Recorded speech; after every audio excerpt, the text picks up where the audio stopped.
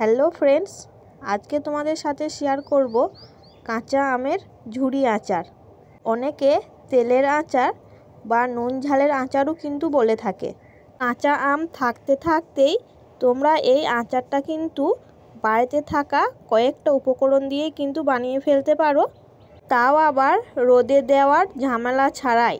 বন্ধুরা, ভিডিওটা স্কিপ না করে পুরো ভিডিওটা দেখার অনুরোধ রইল।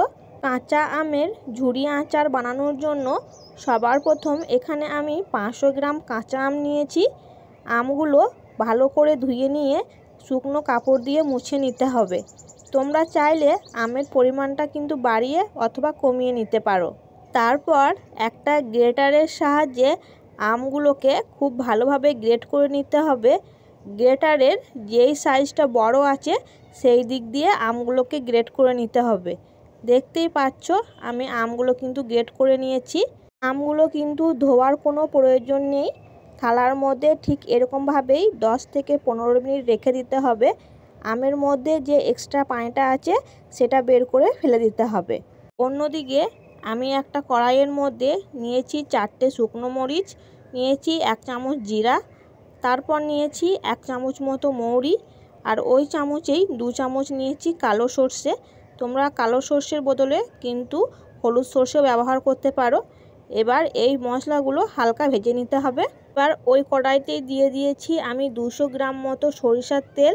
তেলটা হাই ফ্লেমে গরম করে নিতে হবে। এবার তেলটা যখন হালকা ঠান্ডা হয়ে আসবে তখন ওই গরম তেলের মধ্যে দিয়ে দিচ্ছি 1 চামচ মতো হলুদ গুঁড়ো, আর দিয়ে দিচ্ছি 1 চামচ মতো কাশ্মীরি লাল লঙ্কার গুঁড়ো, আর আগে থেকে ভেজে গুঁড়ো করে রাখা সেই মশলাটা, আর বড় চামচের 4 চামচ দিয়ে দিচ্ছি নুন। এবার সমস্ত উপকরণগুলো তেলের সাথে প্রথমে খুব ভালোভাবে মিশিয়ে নিতে হবে। দেখতেই পাচ্ছ বন্ধুরা, তেলের সাথে মশলাগুলো মিশে যাওয়ার পর কতটা সুন্দর কালার এসছে। এবার আমগুলো থেকে চেপে চেপে যে এক্সট্রা পানিটা আছে সেটা খুব ভালোভাবে ঝরিয়ে নিতে হবে। তারপর ওই মশলার মধ্যে এক এক করে সমস্ত আমগুলো দিয়ে দিতে হবে। আমগুলো দেওয়া হয়ে গেলে খুন্তির সাহায্যে মশলাগুলোর সাথে আমগুলো খুব ভালোভাবে মিশিয়ে নিতে হবে।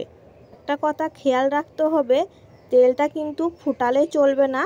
তেলটা হাই ফ্লেমে গরম করে তেলটা যখন হালকা ঠান্ডা হয়ে আসবে তখনই সমস্ত মশলা আর আমগুলো দিয়ে খুব ভালোভাবে মিশিয়ে নিতে হবে। গরম তেলের মধ্যে কিন্তু মশলা আর আম দেওয়া যাবে না। আমগুলো খুব ভালোভাবে মিশিয়ে নিয়েছি।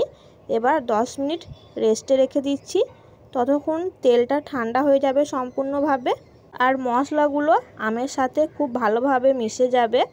10 মিনিট পর দেখতেই পাচ্ছ তেলটা উপরে ভেসে উঠেছে, আর মশলাগুলো আর একবার খুব ভালোভাবে নাড়াচাড়া করে মিশিয়ে দিচ্ছি।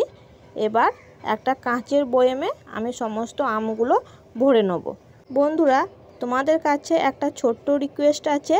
আমার এই ভিডিওটা তোমাদের যদি কোথাও কারো একটু ভালো লেগে থাকে তো অবশ্যই আমার এই ছোট্ট চ্যানেলটাকে সাবস্ক্রাইব করে দিও, আর পাশে থাকা বেল আইকনটি প্রেস করে দিও যাতে আমার ভিডিওর সমস্ত নোটিফিকেশন সবার প্রথম তোমাদের কাছে পৌঁছাতে পারে। আমি আমের এই ঝুরি আচারটা 2টো কাঁচের বয়ামের মধ্যে ভরে নিয়েছি, আর মাশাআল্লাহ আমের এই ঝুরি আচারটা দেখতে যেমন হয়েছিল খেতেও কিন্তু অনেক মজার হয়েছিল। আশা করি তোমরা দেখেই বুঝতে পারছো যে কতটা লোভনীয় হয়েছে। তোমরা বাড়িতে অবশ্যই এই কাঁচা আমের সিজনে এরকম আচার বাড়িতে বানিয়ে রাখবে। যখন তখন যে কেউ খেয়ে খুবই প্রশংসা করবে, আর বাড়িতে বাচ্চা থেকে বড় সবাই কিন্তু এই আচারটা খেয়ে ফেলবে। পুরো ভিডিওটা দেখার জন্য তোমাদেরকে অসংখ্য ধন্যবাদ বন্ধুরা। আজকের ভিডিওটা এই পর্যন্ত।